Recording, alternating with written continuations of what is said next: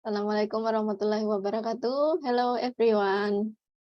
Welcome to our Zoom class, TOEFL preparations May 1C with me Indah, and this is a meeting, third meeting ya. Ini sekarang pertemuan ke-13, kita lanjutkan materi readingnya ya. Kalau kemarin kita udah bahas reading 1 dengan Kak Luki kemarin. Sekarang kita lanjutkan materi readingnya, sambil kita nunggu yang lain. Kita akan bahas reading 2, di mana topiknya sekarang adalah directly answered, indirectly answered questions, plus nanti ada tambahan transition questions. Oke, mulai kita bahas aja. Bismillahirrahmanirrahim. Kita akan ke topik yang pertama, yaitu directly answered questions. Nah, directly answered questions itu ada dua bentuknya ya. Ada stated detail question sama unstated. Nah, tipe pertanyaan semacam ini, jadi stated detail questions itu bertanya tentang satu bagian informasi di dalam bacaan, bukan keseluruhan bagian. Kalau yang di reading pertama itu questions about ideas or main idea or topic. Nah, main idea or topic itu jadi keseluruhan bacaan, kita ambil kesimpulan. Jadi informasi yang ditanyakan itu keseluruhan bacaan. Nah, tapi kalau misalnya directly sama indirectly itu jadi cuma sebagian aja. The answer to these questions are generally given in order in the passage. Nah, jawabannya itu sudah ada di bacaan itu secara berurutan. Nah, the correct answer is often a statement. Jadi, jawaban yang benar itu biasanya bentuknya itu seperti restatement atau makna yang sama dari yang kita temukan di bacaan, tapi dalam kalimat yang lain. Jadi, artinya jawaban benar itu seringkali mengungkapkan ide yang sama, ya gagasan yang sama, apa yang dituliskan di bacaan, tetapi dengan bahasa yang berbeda. Oke. Contoh-contoh tipe-tipe pertanyaannya yaitu yang pertama, according to the passage, bla bla bla bla. Menurut bacaan, titik. Lalu yang kedua, it is stated in the passage. Jadi disebutkan dalam bacaan itu bahwa apa gitu pertanyaannya. 3, the passage indicates that, jadi bacaan itu menyatakan bahwa. Lalu yang keempat, which of the following is true? Jadi manakah di antara berikut ini yang benar? Nah, dari nomor 1 sampai nomor 4 itu yang disebutkan atau yang benar menurut bacaan. Jadi yang benar menurut bacaan ya. Lalu yang kelima, which of the following is not stated? Yang tidak disebutkan. Jadi kalau kita baca di passage itu, lalu kita tidak menemukan informasi, nah itu yang ditanyakan. Yang tidak dinyatakan atau yang tidak ditulis. Which of the following is not mentioned? Yang tidak disebutkan. Atau yang nomor 7, which of the following is not discussed? Yang tidak dibahas. Terus yang nomor 8, all of the following are true except, jadi di bawah ini benar kecuali. Jadi yang tidak disebutkan di situ. Ingat, nomor 1 sampai 4 itu stated detail, jadi yang yang tertulis di sana. Yang 5 sampai 8 itu juga tertulis, hanya saja yang tidak disebutkan. Misalnya nih, ada bacaan yang menyebutkan ciri-ciri makhluk hidup misalnya ya. Ciri-ciri makhluk hidup itu apa? Yang satu berkembang biak, yang kedua bernafas, yang ketiga bergerak gitu. Nah, terus 1 sampai 3 itu kan yang disebutkan. Terus pertanyaan nomor 5 sampai 8 itu dia ada satu ciri-ciri makhluk hidup yang tidak disebutkan di itu yang apa namanya ya yang dibacaan itu. Misalnya nomor yang keempat itu ciri-ciri makhluk hidup itu tidak berperasaan misalnya seperti itu. Nah, itu kan yang tidak disebutkan. Maka yang kita bisa memilih all of the following are true except misalnya pertanyaan nomor 8 di bawah ini yang benar tentang ciri-ciri makhluk hidup. Kecuali itu pasti jawabannya kan yang tidak disebutkan di bacaan. Selanjutnya, bagaimana cara menemukan jawaban? Jadi, jawaban di tipe pertanyaan ini itu ditemukan in order. Jadi secara berurutan di teks atau di bacaan. Strateginya, pertama kita cari keyword. Nah, keyword di pertanyaan. Lalu skim. Skim in the appropriate part of the passage for the keyword or idea. Jadi setelah kita temukan keyword, kita baca sekilas informasi yang ada di bacaan itu. Lalu, read the sentence that contains the keyword or idea carefully. Setelah kita dapat jawabannya, eliminate any definitely wrong answer. Ya, eliminasi jawaban yang salah dan pilih jawaban yang paling benar. Ini ada contoh, ya ada contoh teks. Nah, bisa kita lihat ada satu paragraf saja ya di sini ya. Nah, pertanyaannya nomor 1. The passage indicates the gemstone. Nah, yang ditanyakan adalah tentang gemstone. Coba teman-teman baca dulu teks di samping ini. Nah, temukan informasi yang mengandung kata gemstone. Nah, kalau udah ketemu nanti bisa dijawab.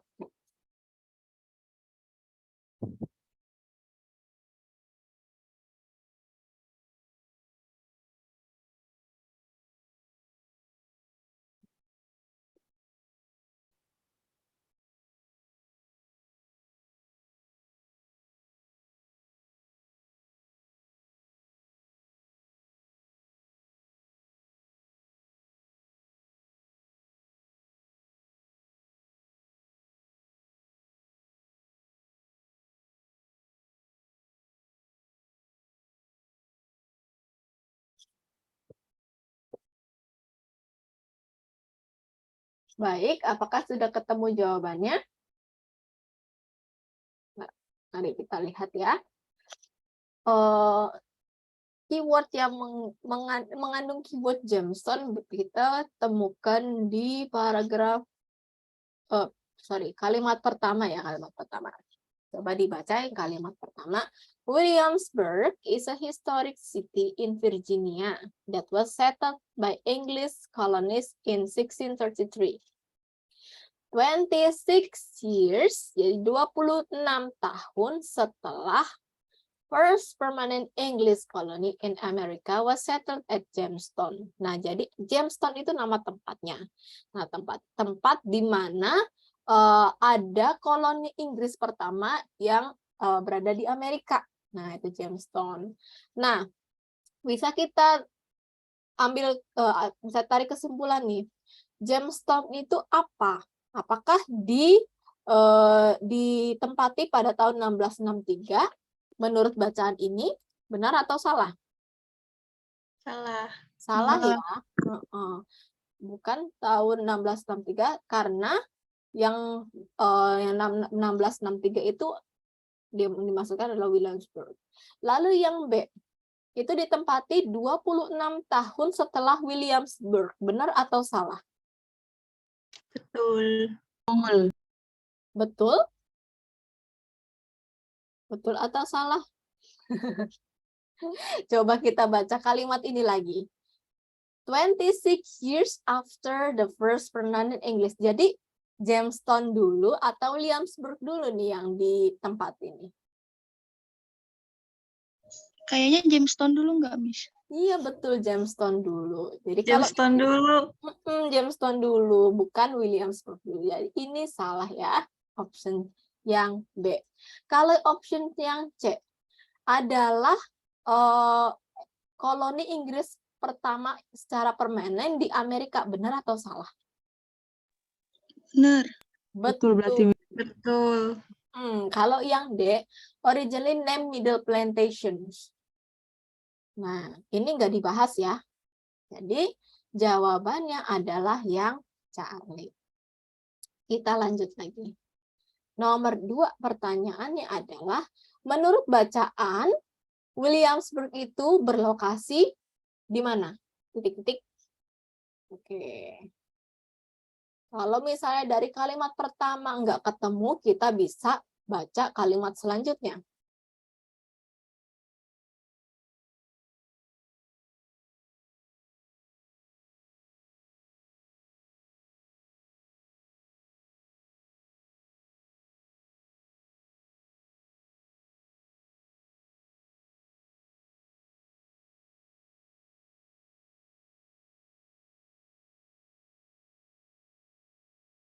Yang B bukan, Miss. Yang D itu delta or Yang B, D delta ya.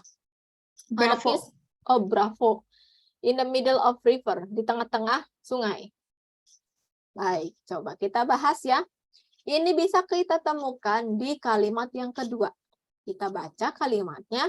In the beginning, ya dari kalimat ini. In the beginning, the colony of Williamsburg. Ya, jadi awalnya koloni di Williamsburg itu dinamakan Middle Plantations. Karena lokasinya berada di tengah-tengah semenanjung di antara dua sungai, yaitu namanya Sungai York dan Sungai James. Oke, udah bisa kita bayangkan ya jawabannya. Lalu kita lihat di options-nya. Jadi Williamsburg itu berlokasi di mana sih? Apakah di sebuah pulau? Benar atau enggak menurut bacaan di sebuah pulau? Enggak, Miss. Enggak ya, salah ya. Oke, yang kedua, apakah dia berada di tengah-tengah sungai? Kalau menurut bacaan? Enggak, Miss. Enggak juga. Betul. Iya, Yang ketiga, apakah Williamsburg itu berada di sebuah tempat di mana Sungai York dan Sungai James itu bertemu? Jadi kayak di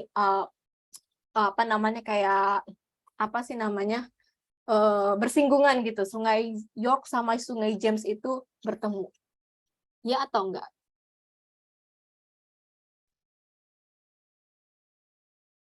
Enggak ya, Miss? Kayaknya enggak, Miss. Bukan juga. Nah, jadi jawabannya adalah di sebuah daratan, ya, di sebuah daratan di mana ada sungai di kedua sisinya. Nah, itu kan maknanya itu kan sama di sebuah semenanjung. Semenanjung itu masih daratan kan ya? Di sebuah semenanjung di mana ada dua sungai di sisinya ya kan? Between two rivers. Jadi kan ini misalnya daratan ini. Jadi sisi kanan itu misalnya Sungai York, sisi kiri itu Sungai James. Nah, itu kan sama maknanya dengan kalimat yang option D, on a piece of land with rivers in two sides gitu. Jadi dia di antara dua sungai. Seperti itu. Oke, sekarang yang nomor 3. Pertanyaannya, the passage stated that the middle plantations itu apa? Ya, menurut bacaan aja ya nih ya. Kalau di kalimat kedua enggak ketemu, kita bisa baca yang ketiga atau mungkin tetap di kalimat kedua. Coba dicerna dulu kalimatnya.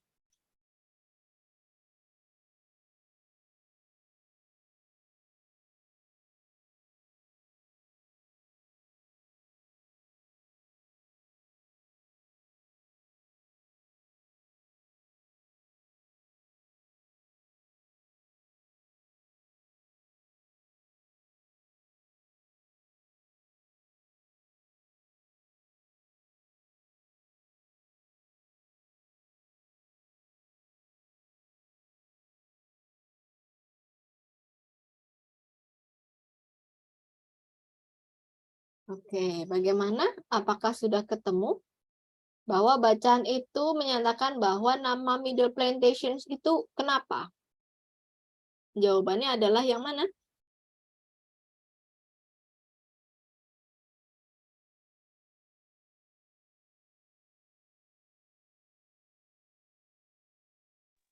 Bravo, enggak, Miss. Bravo. Derived from the locations of the colony of peninsula. Baik, mari kita baca lagi di kalimat yang kedua ya, yang tadi in the beginning the colony at Williamsburg itu bernama Middle Plantations karena lokasinya itu di tengah-tengah semenanjung di antara dua sungai, yaitu Sungai York dan Sungai James. Oke, dari situ kita bisa lihat bahwa Middle Plantation itu berasal dari lokasinya gitu. Nah, kalau kita eliminasi jawaban yang salah, yang A itu nama belakangan ini dari Williamsburg. Jadi setelah Williamsburg itu namanya Middle Plantation, benar atau salah?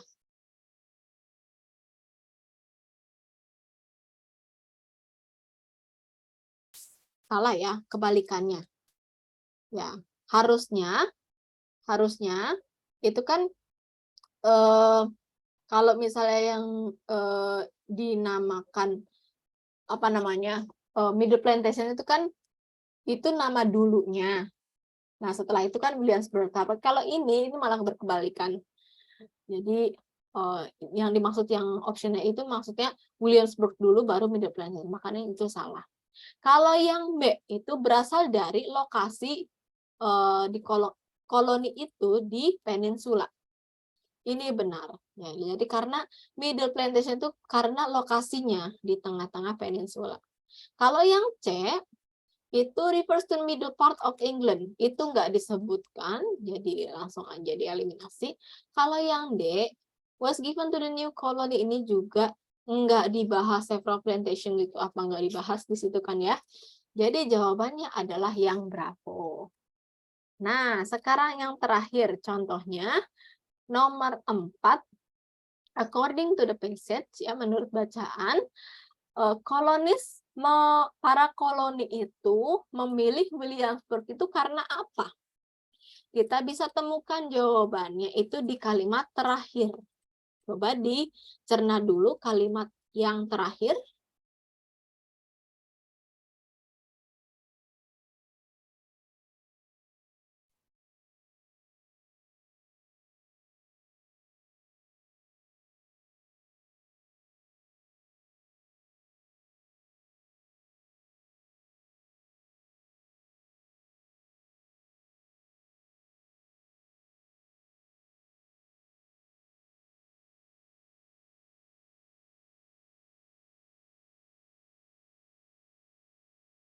Oke.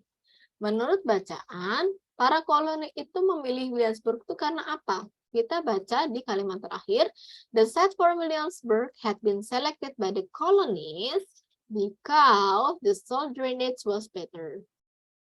Nah, was better there and at the Jamestown location. Jadi dibandingkan Jamestown itu, daya serap airnya itu lebih baik di Williamsburg. Dan juga karena di sana nyamuknya lebih sedikit, maksudnya dibandingkan dari Jamestown ya. Nah, ada dua alasannya kenapa para kolon itu memilih Williamsburg dibandingkan Jamestown. Yaitu pertama, karena soil drainage-nya itu lebih baik ya, penyerap daya serap airnya lebih baik. Lalu nyamuknya lebih sedikit. Nah, kita bedah lagi yang option A. Karena di Inggris itu tidak disebutkan. Yang E jawabannya salah. Lalu yang B, tidak ada sungai terdekat. Itu juga tidak disebutkan.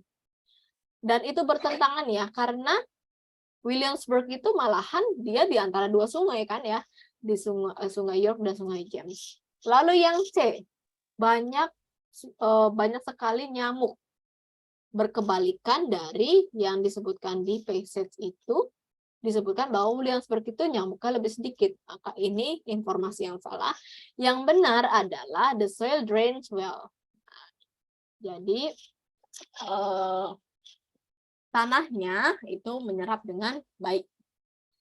Oke, sudah Ya, jadi kalau kita perhatikan dari pertanyaan nomor 1 sampai nomor 4, ya nomor 1 itu bisa kita temukan di paragraf yang, di kalimat yang pertama. Lalu pertanyaan nomor 2 dan ketiga itu bisa kita temukan di kalimat yang kedua.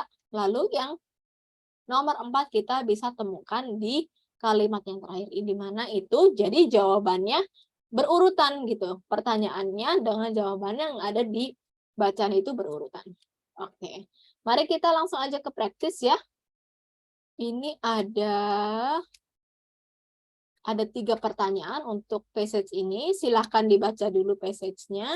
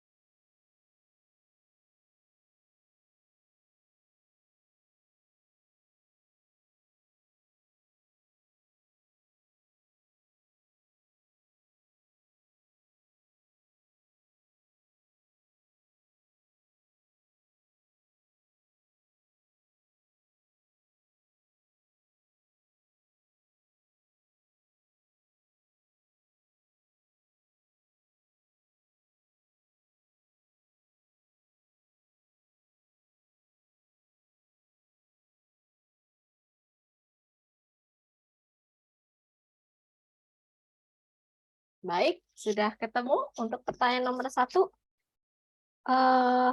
Saya mau tanya Kak, siapa dulu ya? Kak Shelly. Are you available, Kak Shelly?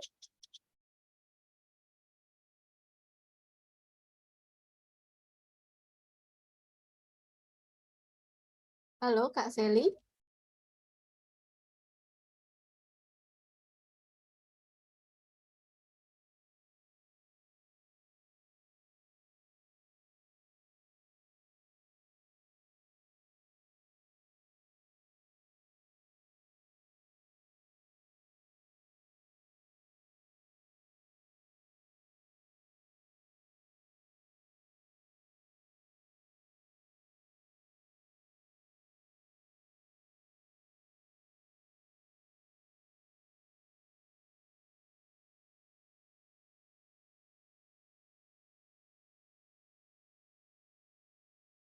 Baik, saya geser aja kali ya ke Kak Valeri.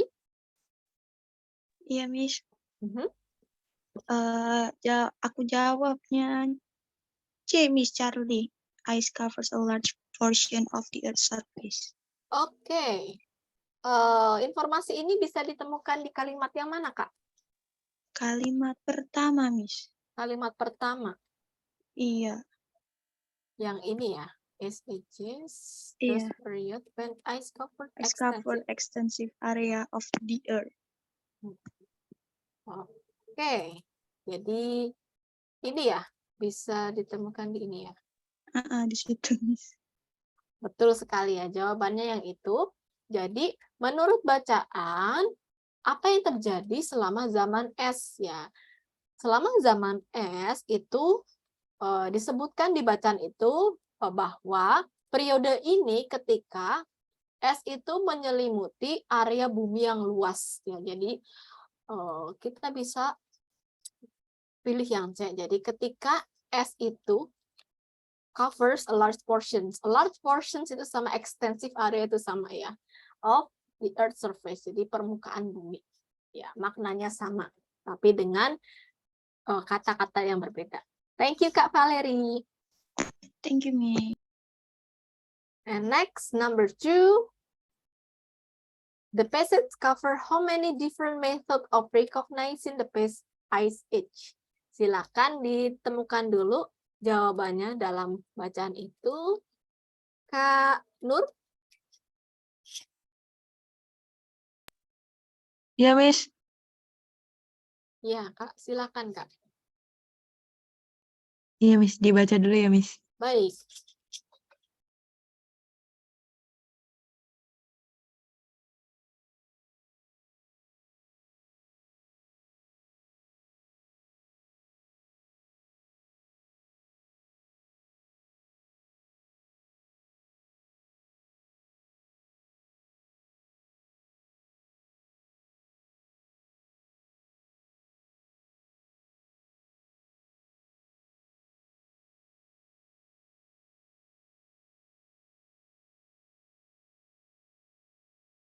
Miss, jawabannya yang Bravo. Yang Bravo. Oke. Oh, ada berapa? Berarti ada 2 ya? Yang mana aja, Kak? Metodenya. Di kalimat yang nomor 2, Miss, di past age can be recognized from rock strata, bla bla bla bla. Terus kalimat selanjutnya, ice age can also be recognized from land formation that have been produced, bla bla bla bla, itu, Miss. Betul sekali, Kak Nur. Ya, jawabannya ada 2 ya. Ada 2 metode. Bisa ditemukan dari rock strata sama land formations. Jadi di situ kita bisa mengenali zaman es itu ada 2 metode. Yang metodenya tadi ya, rock strata sama land formations. Thank you ya, Kak Nur. Thank you, Miss. Nah, sekarang yang terakhir, pertanyaannya untuk bacaan ini, menurut bacaan, what in the rock strata is a clue sebagai petunjuk untuk para ahli geologi di zaman es purba. Oke. Menurut Kak Nindi apa ya?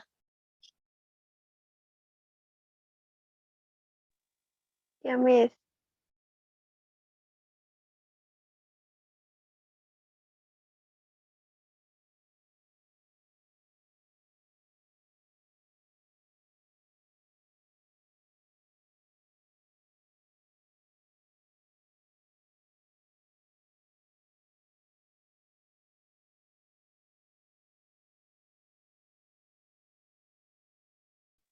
Yang ice bukan, Miss. Yang A. A ya, Kak ya. Oke, bisa ditemukan di mana, Kak, jawabannya?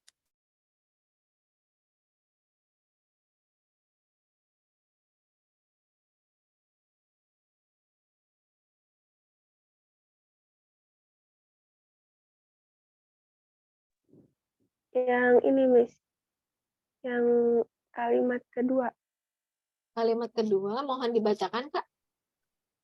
Yang recognize from the rock strata that show evidence of foreign material deposited by moving walls of ice or melting glass.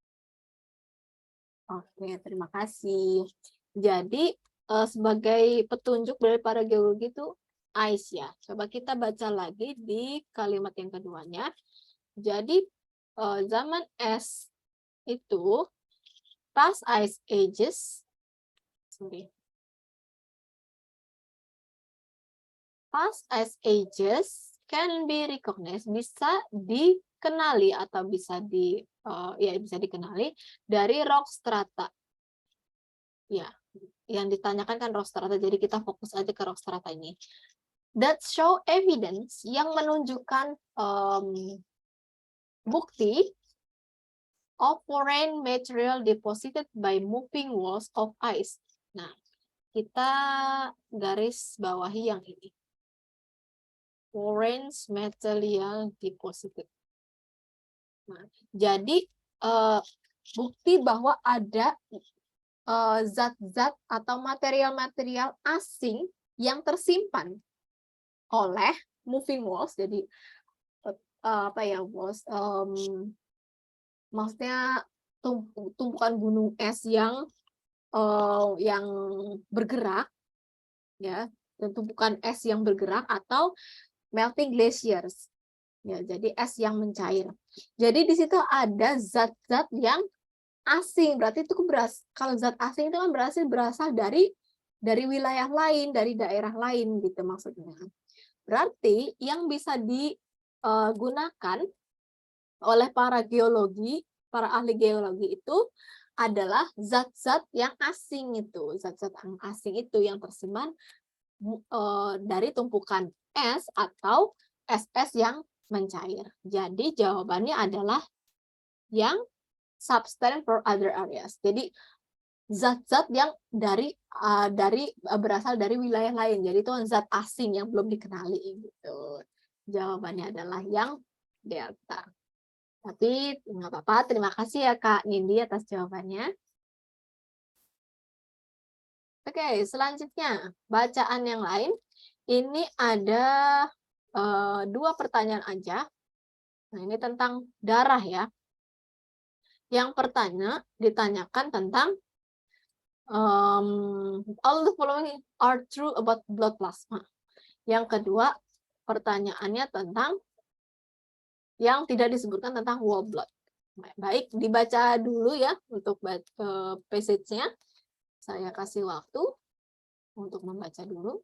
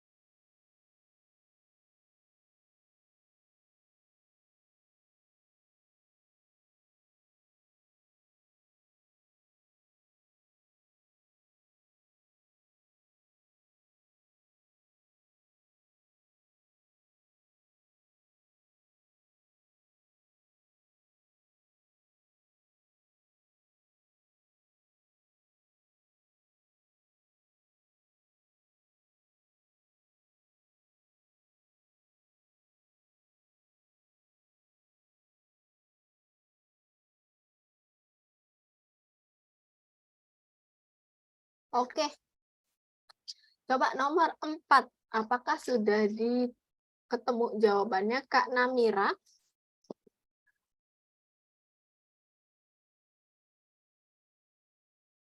Iya, Miss. Aku ya, Miss. Iya, betul, Kak. Jawaban aku delta, Miss. Delta. Ya, Oke. Bisa ditemukan di mana, Kak, kalimat itu? ini kan yang ditanyain kan kecuali kan, Miss. Mm-mm. Kalau yang A itu ditemuin di baris pertama. Mm-mm. Kalau yang B itu yang it consists of blood from which white blood cells have been removed. Mm-mm. Terus kalau yang C itu yang di paragraf pertama baris terakhir. Paragraf pertama Kalau baris yang D terakhir. nggak ada. Yang D tidak disebutkan gitu ya? Oke, baik. Coba kita baca dulu ya yang blood plasma itu paragraf pertama, Kak Namira. Blood plasma itu bening ya. Bening, hampir tidak cairan, hampir yang tidak mempunyai warna. Ya, jadi kayak transparan gitu ya. Nah, mengandung it consists of blood from which the red and white blood cell have been removed. Jadi mengandung darah di mana ada sel darah merah dan putih yang telah remove atau diambil. Nah, jadi blood plasma itu juga sering digunakan untuk transfusi karena para pasien itu biasanya membutuhkan portions atau bagian plasma dari darah lebih dari other components, maksudnya sel-sel yang lain, misalnya kayak sel darah merah atau sel darah putih gitu. Jadi plasma itu lebih dibutuhkan. Nah, informasinya cukup dijelaskan seperti itu. Nah, yang ditanyakan itu adalah kecuali ya yang tidak disebutkan atau yang bertentangan sama yang disebutkan di bacaan itu. Nah, kecuali tentang blood plasma. Apakah blood plasma itu adalah cairan yang berwarna pekat? Yang A, Miss. Nah, Iya, itu aku ketemu salah ya, baca betul. yang A. Jawabannya yang A. Padahal disebutkan bahwa plasma itu katanya bening, ya hampir tidak Iya, berwarna. Jawabannya adalah yang A. Thank you, Kak Namira. Iya, Miss. Ya, jadi harus hati-hati ya, apalagi nanti kalau misalnya official itu kan waktunya tegang gitu ya, suasananya tegang terus diwaktuin gitu. Jadi banyaklah pengecohnya kalau kita nggak konsen. Iya, Miss. Biasanya panjang banget ininya. Bener Kak. Harus konsen. Thank you Kak Namira. Iya, Miss. Oke, selanjutnya nomor 5 ya. Di bawah ini yang tidak disebutkan tentang whole blood. Bagaimana menurut Kak Nabila? Jawabannya yang mana ya, Kak?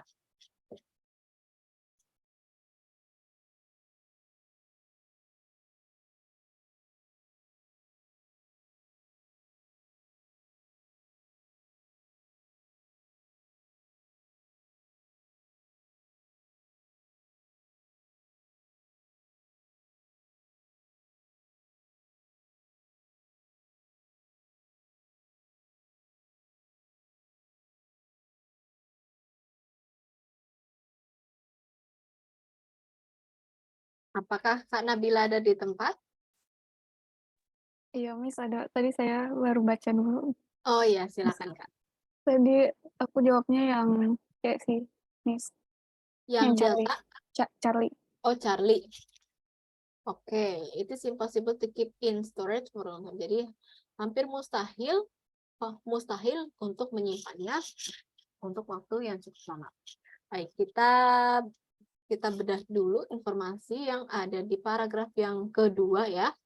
Plasma itu berbeda dari whole blood. Yang pertama, plasma itu bisa dicampur atau bisa di mix oleh semua donor dan tidak perlu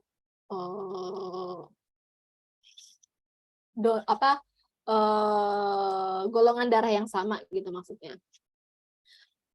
Nah, as whole blood does. Jadi plasma itu bisa dicampur dan nggak harus yang golongan darah sejenis gitu ya, segolongan darah. Tapi whole blood itu tidak boleh gitu maksudnya. Jadi berkebalikan. Sebagai tambahan, plasma itu bisa dikeringkan dan disimpan. Sementara whole blood tidak. Jadi bisa kita ambil kesimpulan bahwa whole blood itu nggak bisa disimpan, nggak bisa dikeringkan, terus nggak bisa dicampur sama golongan darah yang lain, gitu. Harus satu golongan darah. Coba yang A. It is different from plasma. Berbeda dari plasma. Itu benar ya. Jadi bisa dilihat dari kalimat pertama, plasma differ in several important ways from whole blood. Ya, berbeda dari plasma itu benar. Lalu yang B, tidak bisa dikeringkan. Betul juga. Ya, di mana ini dijelaskan di sini. Ya, di kalimat terakhir sebagai tambahan plasma bisa dikeringkan dan disimpan, sementara whole blood tidak. Berarti kan artinya whole blood itu tidak bisa dikeringkan dan disimpan. Lalu yang C, mustahil untuk menyimpannya dalam waktu yang cukup lama. Karena tidak bisa dikeringkan dan disimpan, bahwa dia mustahil ya untuk menyimpannya dalam waktu yang cepat. Ini juga disebutkan. Yang tidak disebutkan atau yang tidak dibahas itu tentang warnanya ya kan? Sama sekali nggak bahas soal warna. It is a clear colorless liquid. Nah, informasi ini yang bening atau cairan hampir tidak memiliki warna itu kan plasma, bukan whole blood. Jadi jawabannya yang delta. Oke. Tapi nggak apa-apa ya. Thank you Kak Nabila. Iya, Mas. Ya. Nah, sampai di sini ada yang mau ditanyakan dulu Kak, sebelum kita ke indirectly? Masih aman? Masih bisa diterima? Aman, Miss. Oke, Miss. alhamdulillah. Oke, sekarang kita lanjut lagi ke indirectly answered questions. Okay, you will sometimes be asked to answer a multiple choice questions about reading passage by drawing a conclusion from a specific details or details in passage. Jadi kita harus ambil kesimpulan dulu nih dari yang kita baca gitu. Kalau yang stated sama unstated tadi kan kita bisa lihat habis baca kita ini jawabannya gitu. Tapi kalau model pertanyaan indirectly ini, jadi kita baca dulu, terus kita harus ambil kesimpulan. Sama kayak tipe-tipenya kayak main idea gitu. Jadi kita ambil kesimpulan dulu. Hanya saja kalau yang indirect itu kan hanya sebagian gitu, nggak keseluruhan pertanyaan gitu. Keseluruhan passage maksudnya. Questions of this type contains the word implied, inferred, likely, or probably, to let you know that the answer to the question is not directly answered, jadi tidak langsung dinyatakan. Nah, tipe pertanyaan ini, jadi kita harus paham bahwa kita nggak langsung nemuin jawabannya di bacaan itu. Instead, some information will be given in the passage. Ya, informasi bisa ditemukan di passage, hanya saja kita harus mengambil kesimpulan. Nah, pertanyaan-pertanyaan tipe ini tuh biasanya seperti it is implied in the passage that, lalu it can be inferred from the passage that, atau it is most likely that, bla bla bla, atau what probably happened. Jadi mengindikasikan bahwa kita harus nyimpulin dulu ya pertanyaan-pertanyaan itu. Jawabannya harus kita simpulkan. Nah, caranya gimana menemukan jawabannya? Jadi jawabannya itu juga ada di bacaan dan itu berurutan. Oke, strateginya yang pertama kita harus cari keyword ya. Choose keyword, lalu scan the passage for a keyword. Sama seperti yang tadi, jadi kita scan, kita baca cepat yang mengandung keyword, lalu carefully the sentence contain the keyword. Habis itu kita kembali lagi ke options, ya options jawabannya. Terus kita cari deh jawaban yang menurut kita benar. Nah, contohnya di sini ada 2 pertanyaan aja. Silahkan dibaca dulu. Yang pertama, dia menanyakan yang mungkin bukan merupakan Hawaiian word. Pertanyaan yang kedua adalah, apa itu luau? Silakan dibaca baik-baik.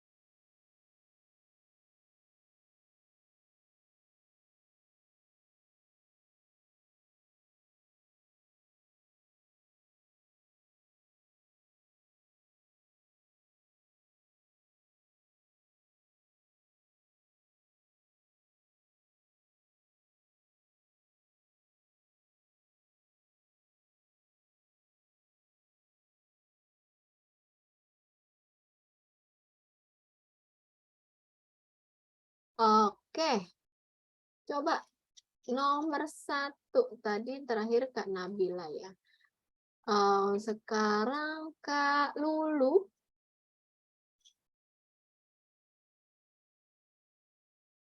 Menurut Ya, halo, kakak Miss. nih, menurut kakak nih, yang bukan merupakan kata-kata dari bahasa Hawaii itu yang mana, Kak?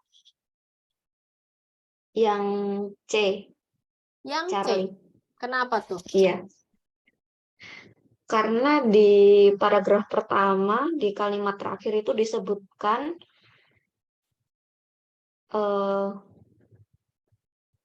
two consonants never appear together. So false have much. Itu. Two consonants never appear together. 2 huruf konsonan tidak Nah, itu pernah kan muncul secara bersamaan gitu ya. kan ada K sama L bersamaan.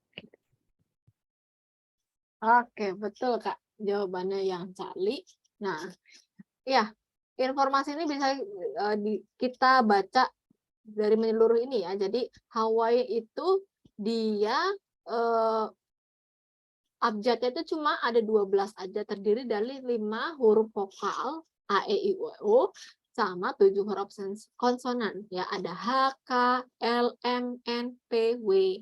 Jadi setiap suku kata itu berakhir huruf vokal dan 2 huruf konsonan itu tidak pernah muncul secara bersamaan. Nah, itu kuncinya ya. 2 huruf vokal itu tidak pernah muncul secara bersamaan. Kalau kita lihat dari optionnya itu ada maholo, ada maholo, itu kan konsonan vokal, konsonan vokal, konsonan vokal. Begitu juga yang B, mahi-mahi, lalu sama moana. Ya, itu nggak pernah ada huruf consonants yang muncul secara berkali, kecuali yang C, ada K dan L. Maka betul jawabannya adalah yang C. Thank you, Kak Lulu. Nah, sekarang yang kedua pertanyaannya ya, it is implied in the passage that luau itu apa ya? Menurut bacaan itu, menurut Kak Haida, luau itu apa, Kak? Kalau aku jawabnya yang C, Miss. C, concert. Oke. Jawabannya bisa dilihat dari bacaan yang mana, Kak? Miss, kalau yang B itu artinya apa? Feast itu pesta makan. Oh ya, berarti yang B. Yang B. Yang dari kalimat terakhir, yang the visitor may attend an outside itu bla bla bla, where everyone eat too much and be invited afterward to dance the hula. Oke, jadi luau itu maksudnya makan besar gitu ya, a feast ya. Oke, betul jawabannya yang bravo ya. Luau itu maksudnya adalah feast atau makan besar. Nah, di sini kan disebutkan ya, jadi aloha itu kan artinya greeting ya, greeting expressions. Jadi kayak kata sambutan. Lalu malihini itu artinya pendatang di pulau tersebut. Terus jadi pengunjung itu juga bisa datang an outside luau. Jadi luau itu where everyone is to itu artinya pesta makan. Lalu hula itu artinya sebuah tarian. Oke, jadi luau itu adalah sebuah pesta makan atau kayak makan besar seperti itu. Thank you Kak Haida. Sama-sama, Miss. Ya, oke. Sekarang kita langsung ke praktis ya. Ini cuma ada 2 pertanyaan aja. Oh sorry, 3 pertanyaan. Nah, ini untuk levelnya itu hampir-hampir bisa kita samakan sama yang official. Jadi bahasanya dari pemilihan katanya juga agak-agak yang vocab yang akademik ya, yang agak-agak tinggi gini. Jadi harus dicerna baik-baik ya untuk bacaan ini. Silakan dibaca dulu teman-teman. Please read carefully. Nah, nomor 1 itu pertanyaan tentang implied the passage that bla bla bla. Yang kedua, inferred bahwa Sierra Nevada itu apa. Yang ketiga, which is the following is implied in the passage. Okay. I will give you time to read.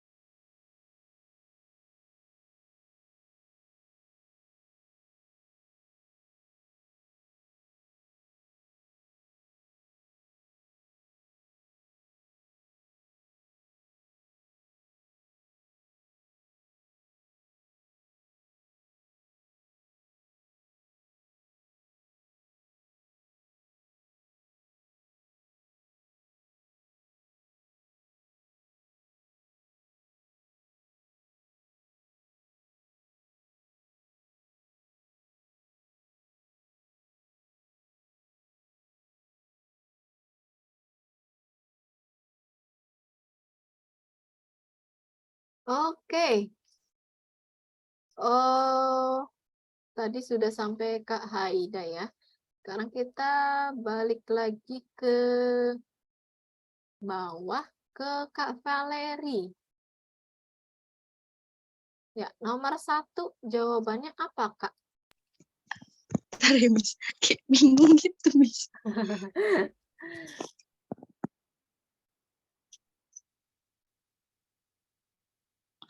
Kayaknya yang di Miss Ola kayak nggak ada dibilang kalau bakalan berubah jadi brown di winter, tapi masih ragu. Oke. Itu bisa dilihat dari mana, Kak? Yang informasi itu.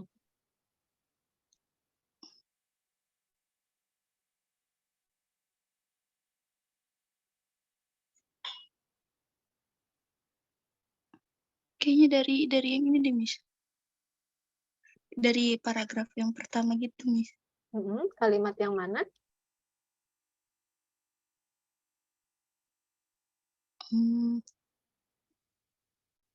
Yang ini kayaknya. Yang kedua apa ya, Miss? Both evergreen conifers. Gitu. Oke. Ya, betul, Kak. Jawabannya yang itu. Jawabannya betul yang delta. Ya.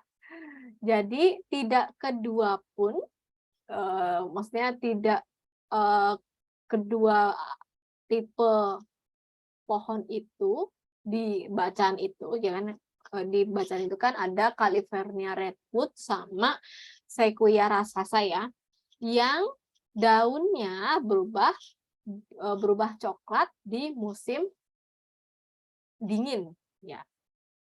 Kalau kita perhatikan kalau di luar negeri itu kan kalau misalnya musim dingin itu ke daunnya ada yang gugur atau ada yang berubah warna. Nah, ini jawabannya delta. Kenapa bisa delta? Kita bisa lihat dari kalimat yang ini, both evergreen conifers. Jadi kedua tanaman conifers itu disebut dengan tanaman menjarum. Jadi semakin ke atas itu bentuknya kayak jarum, kayak lancip gitu. Jadi kayak cemara, kayak California Redwood ini, Giant Sequoia itu jadi bentuknya gitu ya, kayak jarum gitu, makin ke atas makin lancip. Nah, jadi tanaman ini itu kalau di musim apapun tuh nggak bakal berubah warna karena disebutnya itu evergreen, selalu hijau. Nggak mungkin dong berubah warna. Nah, itu bisa kita lihat dari sini. Jawabannya adalah yang delta. Oke. Thank you, Kak Valeri. Thank you ya, Miss. Oke, bagus analisanya ya. Selanjutnya, nomor 2. It can be inferred from the passage that Sierra Nevada itu maksudnya apa? Menurut Kak Nur, jawabannya yang mana? Aku jawabannya yang delta, Miss. Yang delta, kenapa? Di kalimat yang nomor 3 itu disebutin the California Redwood is found along the northern coast of the state, while the giant sequoia is found inland at a higher elevation. Dari kata itu, Miss, at higher elevation. Higher elevation itu apa, Kak? Apa, Miss? Kemiringannya tinggi gitu ya, Miss ya? Iya. Gimana ya? Oke, kayak lereng, kayak bukit gitu ya. Iya, Miss. Tuh, along the western slope at Sierra Nevada. Jadi sepanjang western slope, jadi apa ya, dataran tinggi di bagian selatan Sierra Nevada gitu. Jadi sepanjang itu berarti tanahnya di dataran yang tinggi gitu. Jadi biasanya yang dataran tinggi itu kan perbukitan, lereng, kaki gunung atau pegunungan gitu kan ya. Jadi di dataran-dataran tinggi. Jadi Sierra Nevada itu bisa kita bilang bahwa adalah gugusan gunung-gunung. A mountain range. Betul. Jawabannya adalah yang delta. Thank you, Kak Nur. Thank you, Miss. Oke, selanjutnya yang ketiga dari bacaan ini. Which of the following is implied in the passage? Menurut Kak Nindi, jawabannya yang mana nih?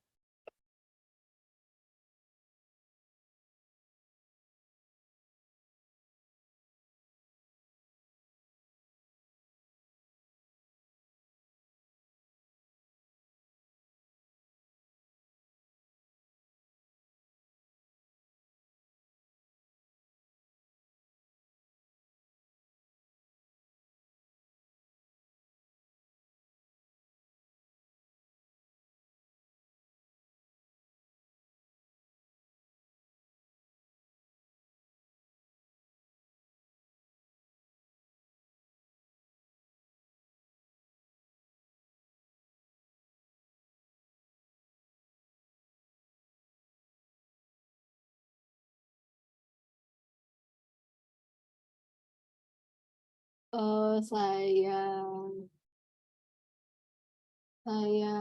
geser ke Kak Namira.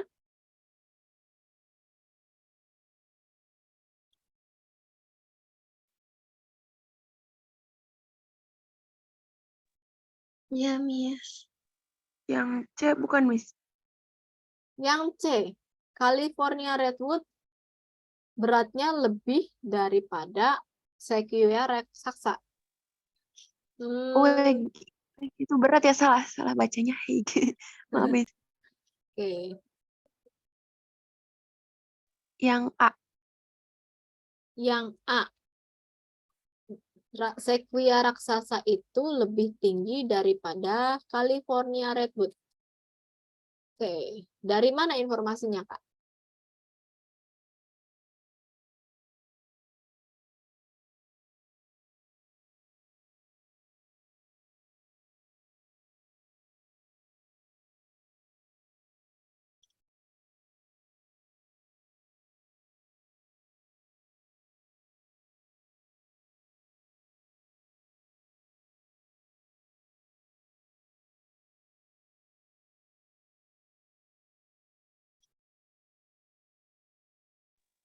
Dari yang ini ya, Miss. The giant sequoia is non apa itu dia? The Non-jelas. largest and not massive of living things.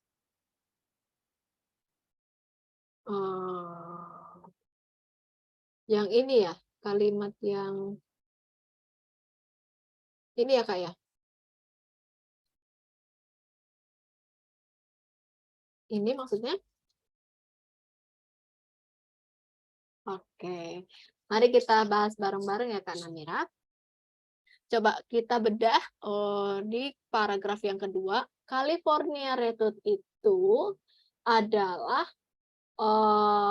pohon yang tertinggi dan nyatanya makhluk hidup tertinggi di permukaan bumi. Tingginya bisa mencapai 3.805 kaki atau sekitar 120 meter.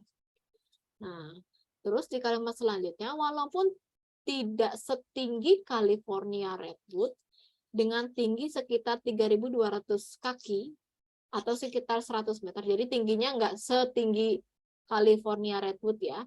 Jadi giant sequoia itu atau sequoia raksasa itu, namun demikian itu terbesar atau mungkin makhluk hidup yang paling besar. Giant sequoia itu diperkirakan sekitar 30 meter around the base. Jadi diameter pohon itu 30 meter. Bayangkan 30 meter, batangnya itu diameternya segitu. Dengan berat hampir 6.000 ton. Lebih dari 6.000 ton.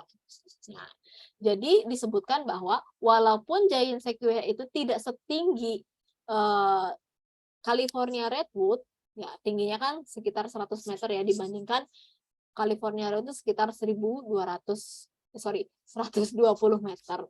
Tapi sequoia raksasa itu dia terbesar juga karena dia lebih ke masanya ya, lebih ke beratnya aja 6.000 ton dengan diameternya 30 meter. Itu kan bayangin besarnya kayak gimana.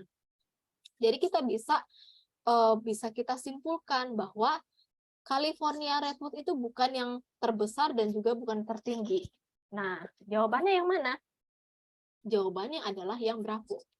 Ya, jadi California redwood is not as big as around the giant sequoia. Ya, walaupun disebutkan dengan makhluk hidup tertinggi di permukaan bumi. Kalau dibandingkan dengan sequoia raksasa itu ya juga nggak bisa disebut seperti itu dong, karena sequoia raksasa itu juga disebutkan bahwa most massive of living things, katanya gitu. Jadi jawabannya yang Bravo. Ini membingungkan kan ya? Jadi ini harus takes Iya, more time. Miss. Takes more time for buat ini menjawab pertanyaan kayak gini. Jadi gimana caranya ya kita harus banyak-banyak baca sih, Kak. Thank you. Nah, selanjutnya ke transitions ya. Sebelum kita pindah ke topik transitions, ada yang mau ditanyakan dulu ya tentang directly sama indirectly answered questions. Ada yang ditanyakan? Miss, mau buat memastikan aja tuh, Miss. Berarti itu setiap soalnya pasti jawabannya berurut ya kalimatnya. Kalau yang bisa saya berdasarkan pengalaman saya sih gini. Jadi kalau misalnya di TOEFL test itu kebanyakan ya kalau menurut pengalaman saya, jadi nomor 1 itu pasti dia menanyakan tentang main idea, lalu campuran tuh antara pronoun question, terus vocab. Jadi kebanyakan itu ya, habis main idea, lalu pronoun, terus vocab. Selanjutnya ada yang tidak disebutkan. Habis itu terus campuran lagi, main idea, vocab, terus sama ya kebanyakan yang gitu, campuran antara main idea, vocab gitu. Yang jelas yang pertama itu tentang main idea, bukan main idea vocab, tapi pronoun vocab kayak gitu ya. Nah, kalau saya dulu itu caranya pertanyaan-pertanyaan tentang main idea itu malah saya kerjakan belakangan. Jadi saya kerjain dulu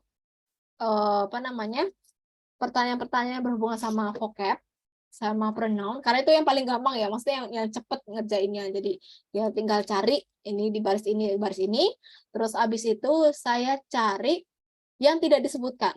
Yang tidak disebutkan kan biasanya kan yang tidak disebutkan tentang ini kan, itu ada di paragraf berapa. Nah, dari semua itu saya bisa ambil benang merahnya dari semua jawaban itu, lalu saya bisa jawab pertanyaan tentang main idea. Jadi saya nggak perlu butuh banyak waktu untuk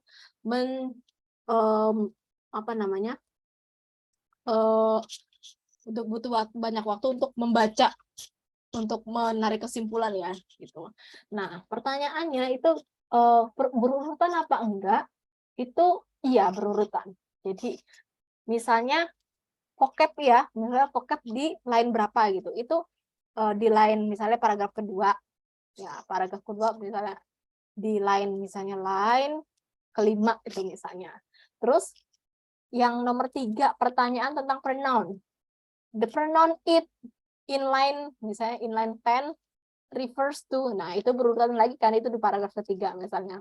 Terus yang selanjutnya. Nah, yang dari yang pengalaman saya sih dari official TOEFL test beberapa kali itu memang seperti itu, konsistensi atau urutan pertanyaannya seperti itu, Kak. Gitu. Terima kasih banyak, Miss. Iya. Oke, jadi ini juga di buku Ijaz juga ada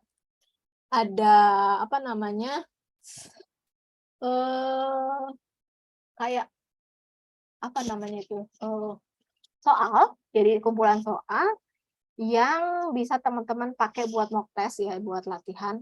Kalau yang di Google Classroom itu sudah saya post ya, di topiknya complete exercise 1, itu udah teman-teman udah ngerjain belum? Yang listen comprehension, reading, sama structure. Itu masih ada satu lagi untuk pertanyaan yang lain.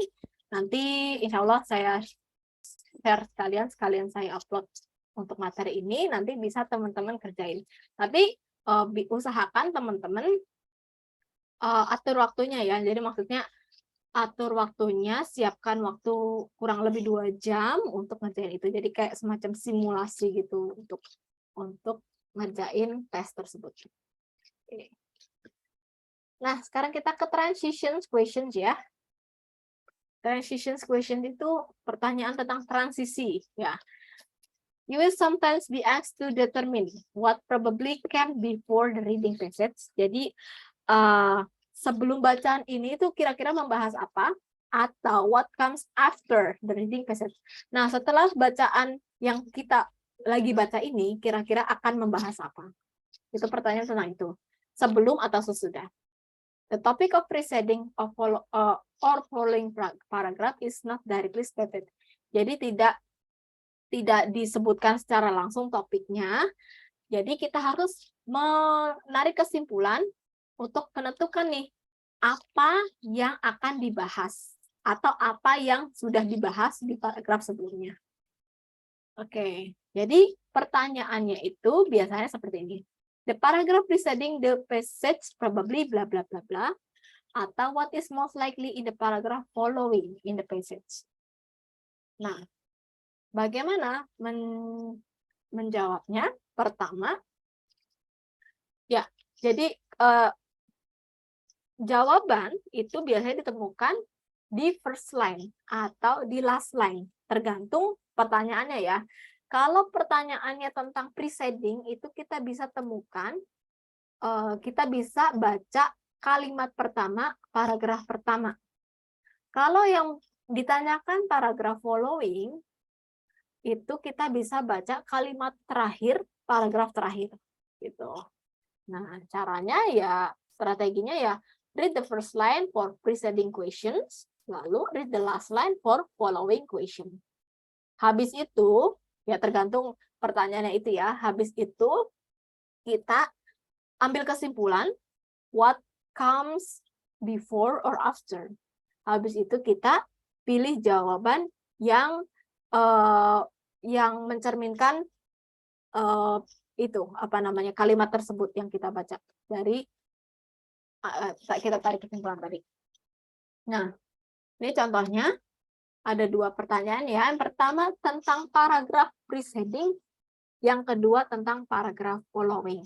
Silakan dibaca dulu tekniknya tadi. Kalau pertanyaan preceding itu baca kalimat awal, paragraf following baca kalimat akhir.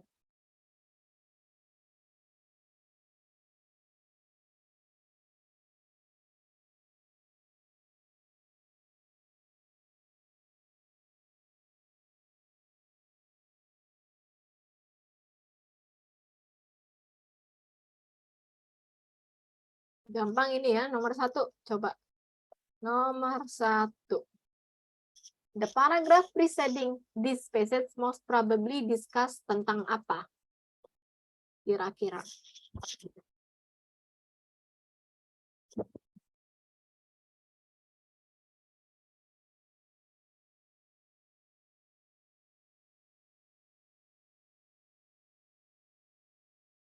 Kita bisa lihat dari paragraf pertama, kalimat pertama, paragraf pertama itu disebutkan another myth of the oceans. Jadi mitos-mitos lain dari lautan. Concern about Davy Jones, bla bla bla bla bla bla. Nah, kalau paragraf ini kan dia mendiskusikan tentang Davy Jones ya, mitos tentang Davy Jones. Nah, ini disebutkan bahwa another myth of the oceans. Kira-kira nih, sebelum bacaan yang kita lagi baca ini baca paragrafnya itu membahas tentang apa? Apakah A, masa muda Davy Jones, ataukah yang B, Davy Jones' career as a sailor, ya karir Davy Jones sebagai pelaut, ataukah yang C, different traditional story from the sea, ataukah D, preparing to travel of the ocean. Kira-kira yang mana?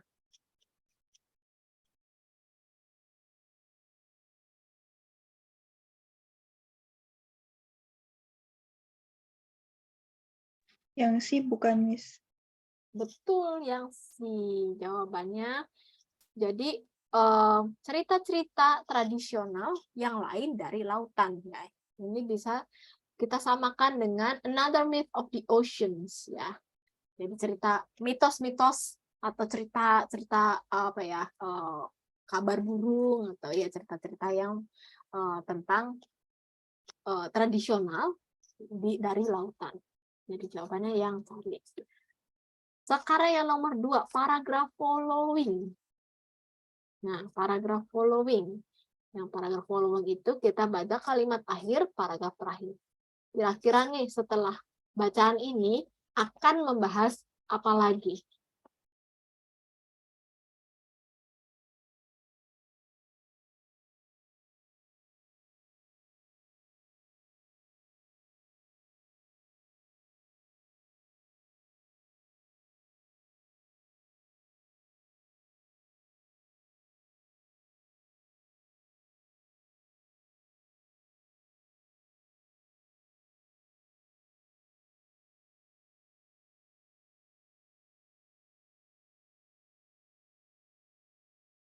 Kita lihat di kalimat terakhir ya, disebutkan bahwa needless to say, any sailor on the seas is not so eager to take a tour on Davy Jones' locker.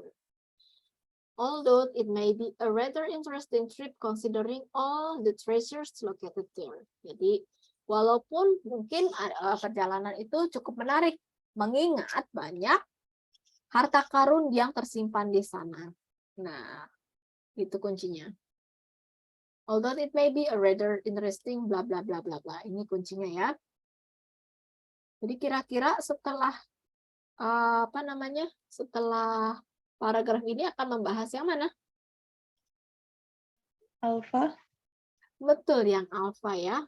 Jadi valuable items, jadi benda-benda berharga berlokasi di dasar lautan ya. Jadi harta karun yang tenggelam gitu ceritanya. Jadi kan di teks itu kan biasanya ada benang merah ya. Jadi ada ini clue sedikit lalu dijelaskan di paragraf selanjutnya dan paragraf selanjutnya. Seperti itu. Oke, bisa dipahami ya untuk paragraf preceding sama following. Sekarang kita ke exercise. Jadi ini ada 3 bacaan di mana masing-masing ada paragraf preceding dan paragraf following questions. Nah, ini silakan dibaca dulu untuk paragraf pertama. Bacaan pertama.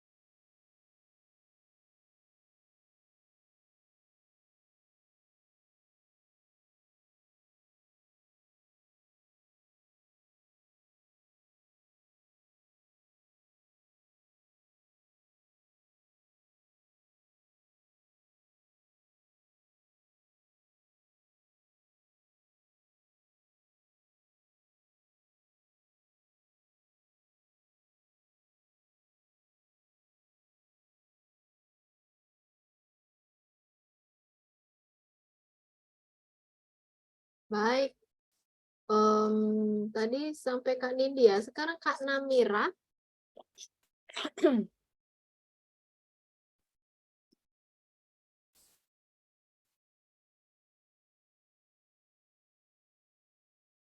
Miss. Kalau aku sih kayaknya Delta deh, Miss. Delta, Public Television.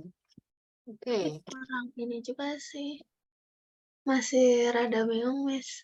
Oke. Oke, kita bahas ya Kak Namira. Coba, ini pertanyaan tentang preceding, berarti kita baca kalimat awalnya ya. Karena ini cuma satu paragraf aja. Another program instrumental in the popularization of science was Cosmos. Nah, kuncinya ini. Jadi, a program instrumental in the popularization of science, jadi pengenalan sains itu Cosmos. Nah, jadi bacaan ini tuh membahas tentang kosmos. Nah, sebelumnya itu membahas apa lagi? Membahas apa gitu? Ini kuncinya. Another gini. Nah, jadi kita bisa jawab yang betul ya Kak Kak Shelly, yang A. Jadi different scientific television series. Nah, jadi series televisi yang berhubungan dengan scientific gitu, yang berhubungan dengan ilmu pengetahuan. Jawabannya yang apa? Thank you Kak Namira. Next. Ya. Nomor 2. Sekarang paragraf following. Ya. Menurut Kak Nabila, yang mana Kak?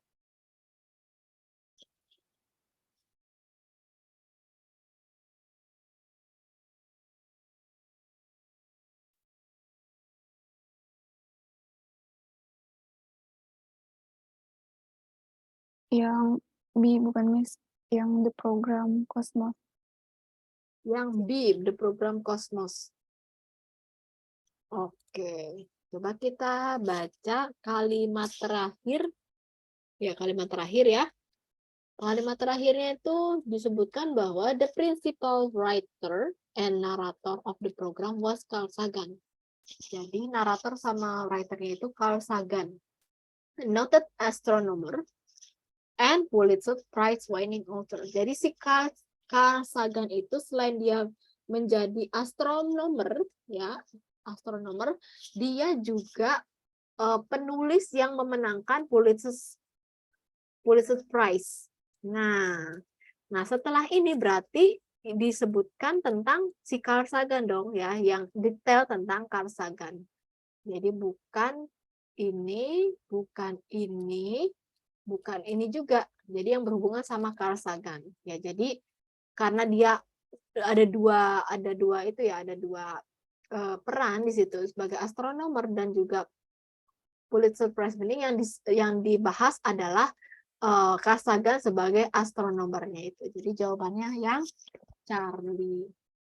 Begitu ya Kak Nabila.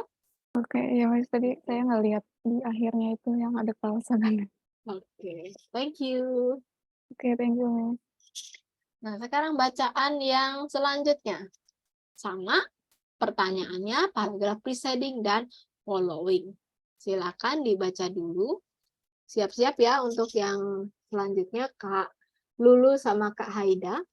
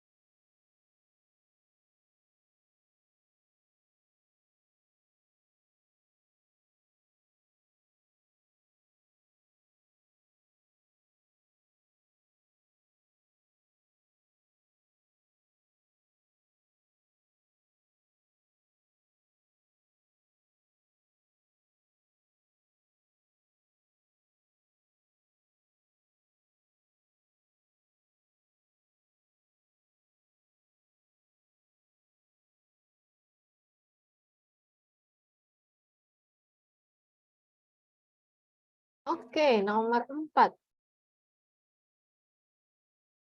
Paragraf preceding. Sorry, nomor 3 dulu ya. Paragraf preceding. Kak Lulu, Miss. yang Charlie. Oke. Iya, Kenapa yang Charlie, Kak? itu soalnya di kalimat pertama itu kan preceding kan sebelumnya. Nah, kalimat pertama itu ada when a strong earthquake. Jadi earthquake occurs the ocean floor. Jadinya dasar ocean gitu. Mungkin Iya, betul, Kak. Dari kalimat itu, ya dari kalimat ini ya kita bisa tarik kesimpulan dari kalimat ini. Jadi ketika gempa bumi yang kuat itu terjadi di dasar laut ketimbang di daratan.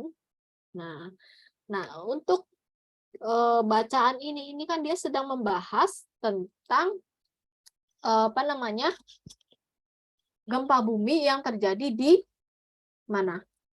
Di dasar laut ya kan ya, di lautan gitu kan, tentang tsunami dan lain sebagainya. Nah, berarti sebelumnya itu dia telah membahas online gitu ya. Jadi land based earthquake. Ya betul jawabannya yang Charlie. Thank you ya Kak Lulu. Oke, Miss sama-sama. Nah, keempat, Kak Haida, paragraf following. Aku jawab B, Miss. Bravo. Bravo. Oke, dari kalimat yang mana Kak? Dilihat dari yang can cause yang tremendous flooding and damage to coastal area. Oke, itu artinya apa Kak? Kayaknya intinya dia kayak merusak yang coastal area itu deh. Damage to coastal area. Betul. Jadi ketika tsunami tiba di perairan pantai yang dangkal atau ya pantai yang dangkal ya, tingginya mencapai 30 meter or more atau lebih ya, dan dapat menyebabkan tremendous flooding, jadi banjir bandang, banjir besar, dan merusak area-area pesisir atau area-area pantai. Jadi setelah ini dia akan membahas detail tentang yang ini yang disebutkan, tentang efek merusak dari tsunami di pesisir. Jawabannya betul yang bravo. Thank you Kak Haida ya. Ya, Miss. Nah, terakhir untuk yang ini kita bahas bareng-bareng lagi. Bareng-bareng aja ya. Oke, nomor 5. Pertanyaannya adalah paragraf preceding. Ya. Disebutkan bahwa di kalimat pertama yaitu while draft laws are federal laws, marriage law are state law rather than federal. Nah, paragraf ini itu membahas tentang marriage law atau hukum-hukum pernikahan. Nah, berarti sebelum ini itu kan membahas tentang yang telah disebutkan ini, clue-nya ya. Jadi draft laws. Jadi federal draft laws. Jawabannya yang Charlie. Nah, yang ke-6 terakhir ya ini ya. Paragraf preceding. Paragraf following ya. Setelah bacaan ini itu akan membahas apa lagi kira-kira? Nah, kita baca kalimat terakhir. Ya, some states which allow couples to marry at such young age are now considering doing away with such early marriage because, karena apa? Karena banyak efek-efek negatif dari pernikahan usia dini tersebut. Nah, setelah ini akan membahas secara detail tentang efek negatif yang ditimbulkan karena adanya pernikahan dini. Berarti jawabannya adalah yang A. Betul, yang alpha. Ya, disadvantages of youthful marriage. Oke, selesai materi hari ini. Sebelum kita tutup, ada yang mau ditanyakan dulu nggak, teman-teman? Is there anything to ask? Berarti materi reading kita udah selesai ya. Materi reading udah selesai. Tinggal kita... Boleh nanya nggak, Miss? Oh iya, silakan Kak Nabila. Tadi berarti yang kan yang pertama yang di transition question itu, Miss, yang bagian mostly yang preceding itu berarti yang buat di paragraf pertama, Mbak, sama yang mostly talk about itu untuk yang lihat aja di terakhir-terakhir itu ya, Miss. Pokoknya kalau yang dinamakan preceding itu kan preceding sebelumnya, ya. Sebelumnya. Kalau following itu kan berikutnya. Ya, kalau preceding berarti kita baca kalimat pertama, paragraf pertama, ya. Kalau paragraf following berarti kita baca kalimat terakhir, paragraf yang terakhir, gitu. Gitu, Kak. Berarti kalau misalkan di dalam paragraf itu misalkan ada kalimat yang ternyata bukan yang terakhir, itu gimana, bisa apa emang udah apa valid untuk jawabannya tuh di terakhir itu? Kalau paragraf following itu dia di kalimat paragraf terakhir, kalimat yang paling akhir, gitu Kak. Jadi ada clue-nya di situ sebelum membahas secara detail itu kan pasti ada pengantarnya dulu gitu kan ya di dalam teks itu. Biasanya kan dalam teks itu jadi ada kayak benang merahnya gitu Kak. Jadi nggak patah-patah gitu. Jadi kayak ngalir gitu kalimatnya. Gitu Kak. Oh gitu, oke. Oke, thank you, Miss. Ya, thank you juga for the questions, Kak Nabila. Ada yang lain lagi? Kak Shelly, apakah ada yang mau ditanyakan? Iya, Miss. Tadi kan sempat gangguan kan koneksinya. Jadi mau tanya tentang direct sama indirect question tadi, Miss. Ya. Itu pertanyaannya seperti apa ya, Miss? Misalnya, kalau direct sama indirect tuh bedanya tuh. Oke. Saya jelaskan secara singkat aja ya, Kak ya. Jadi sesuai namanya, kalau direct itu, kalau dalam bahasa Indonesia itu makna yang tersurat, yang artinya ada dalam bacaan gitu ya. Kalau indirect itu, kalau bahasa Indonesia itu tersirat ya.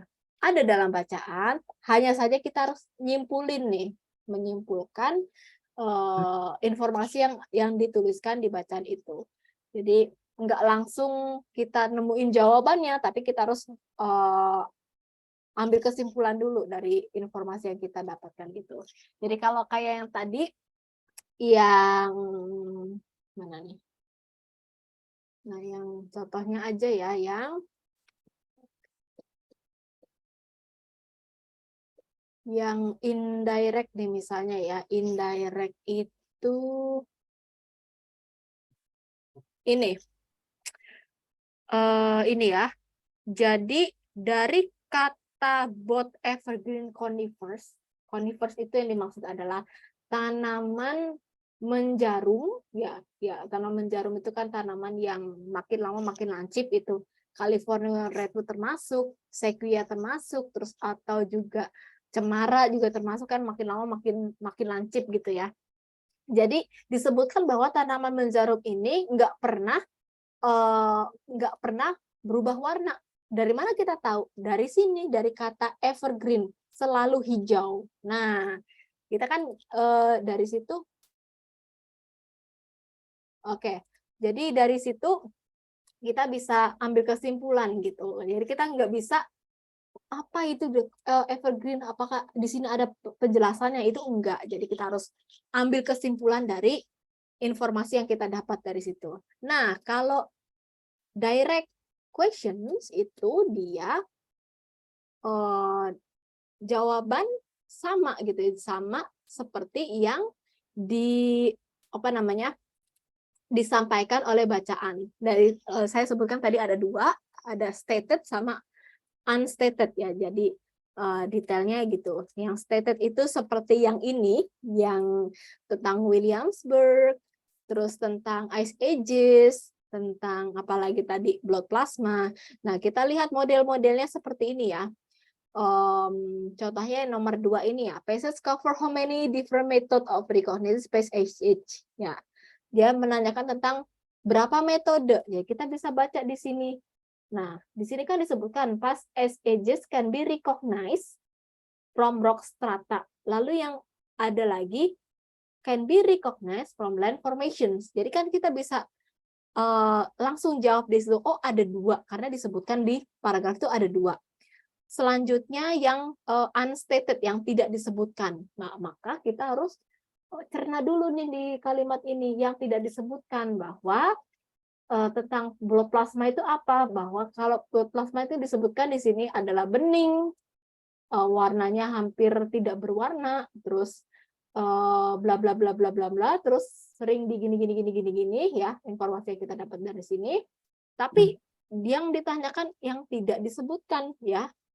Nah, itu berarti kan yang bertentangan sama yang ditulis di sini. Jawabannya alfa, deeply colored liquid. Jelas dong, karena disebutkan blood plasma itu kan bening, bukan warna yang pekat. Seperti itu sih, Kak Sally.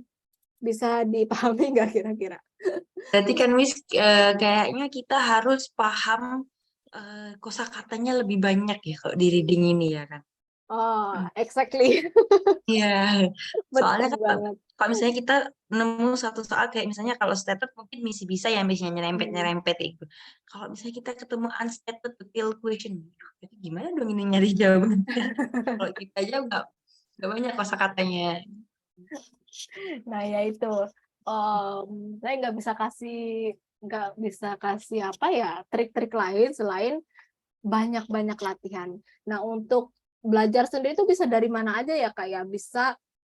Bisa baca-baca majalah, bisa baca-baca apa ya, artikel-artikel yang berhubungan sama apa topik-topik yang kakak suka. Misalnya kakak sukanya musik, kakak sukanya tentang nature, tentang apalagi tentang science, itu bisa kakak baca. Bisa dari majalah, misalnya kalau saya dulu itu seringnya baca dari majalah National Geographic gitu. Itu kan vocabnya itu kalau kakak pernah baca ya, itu vocabnya kan itu wah banget ya.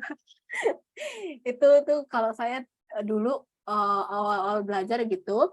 Atau mungkin dari koran-koran yang berbahasa Inggris. Kalau misalnya di Indonesia itu kan ada Jakarta Post. Nah, kalau saya dulu cara memperbanyak vocab itu saya baca artikel, saya temukan kata-kata yang menurut saya belum paham gitu, kayak ya vocab-vocab yang saya belum kenal lah ya. Saya tulis, saya list, lalu saya cari artinya gitu. Nah, dari saya list itu berarti kan ada beberapa tuh kan ya, vocabnya nambah, lalu saya baca ulang artikelnya sambil saya cerna, oh artikel itu tuh membahas tentang ini. Jadi selain kita tahu nambah vocab, itu kita juga bisa apa namanya narik kesimpulan informasi apa yang kita dapat dari bacaan tersebut gitu. Jadi kita bisa nambah-nambah ilmu lah ya, ilmu pengetahuan kayak gitu. Kalau belajar saya sih dulu seperti itu, cara nambah vocabnya gitu. Gitu sih ya. Banyak baca, banyak tahu gitu kan ya. Terus bisa karena biasa gitu kan, karena TOEFL ini kan dia tujuannya mengukur kemampuan bahasa Inggris kita gitu kan ya. Jadi semakin kita terbiasa sama bahasa Inggris, semakin kita banyak belajar, semakin familiar, itu nggak susah kok sebenarnya. Nilai 550 itu bisa lah, bisa dalam misalnya dalam 2 kali take officials gitu. Itu nggak ada yang mustahil. Gitu. Tetap semangat teman-teman. Asalkan tetap konsisten, persisten, konsisten. Jangan pernah bosan gitu. Bosan sih emang apa ya, wajar ya, tapi ya tetap. Tapi nggak sih? Iya. Kalau misalnya ya agak-agak jenuh ya cari kesibukan yang lain, terus nanti balik lagi gitu ya. Asalkan tetap diulang-ulang lagi gitu. Oke. Ada lagi yang mau ditanyakan, teman-teman? Nanti setelah ini akan saya post ya untuk materinya dan apa namanya exercise-nya yang berhubungan sama materi hari ini. Ya ini saya kasih lihat ya untuk. Nah ada stated detail ini bisa teman-teman kerjakan ya di rumah ya. Supaya bisa lebih paham lagi materi tentang stated detail question sama apalagi sama implied detail question. Sayangnya tidak ada contoh transition ya, tapi bisa lah ya, bisa dipahami ya. Transition itu preceding sama following itu seperti apa, apa namanya cara menjawabnya. Oke. Nah. Ini nanti akan saya post. Nah, kalau nggak ada lagi pertanyaan, terima kasih teman-teman sudah mengikuti kelas malam ini. Terima kasih partisipasinya. Saya senang sekali sama partisipasi teman-teman. Teman-teman semangat, saya juga ikutan semangat ya. Oke, berarti besok kita ketemu lagi. Kita besok materinya grammar ya, meneruskan grammar. Nanti hari Jumat kita akan reading review. Ya, review materi reading. Jadi teman-teman ngerjain reading selama 55 menit. Setelah itu kita bahas soal reviewnya itu satu persatu.